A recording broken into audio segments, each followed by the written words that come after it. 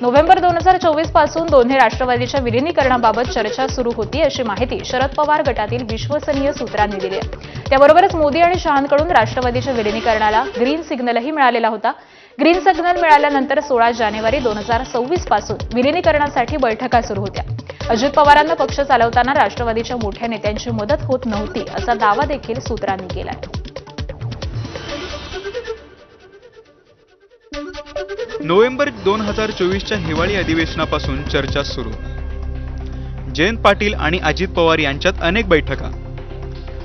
5 October 2025 रोजी अहिल्यानगरमधील सभेत अजितदादांची अमित शहांसोबत चर्चा। पंतप्रधान मोदींसोबत चर्चा करून सांगतो, शहांनी अजितदादांना सांगितलं। 14 नोव्हेंबर 2025 पंतप्रधान मोदींकडून अजित पवारांना ग्रीन सिग्नल। मुख्यमंत्र्यांशी बोलून घ्या, मोदींचा अजित पवारांना निरोप। मी वरच्या नेत्यांशी बोलतो, मुख्यमंत्री फडणवीसांकडून दादांना संदेश। वरिष्ठ नेत्यांकडून होकार आल्याची मुख्यमंत्री फडणवीसांची दादांना माहिती।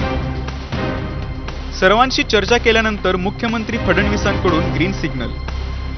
महापालिका निवडणुका झाल्यानंतर विलिनीकरण जाहीर करा, मुख्यमंत्र्यांच्या सूचना। मुख्यमंत्र्यांच्या सूचनेनंतर 16 जानेवारी 2026 ला पुन्हा बैठक।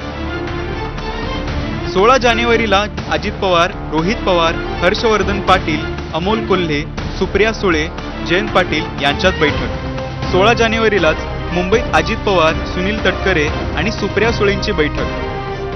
17 जानेवारी 2026 ला शरद पवारांना विलिनीकरणाबाबत कळवण्यात आलं। दरम्यान कृषी प्रदर्शनासाठी सर्व नेते हे एकत्र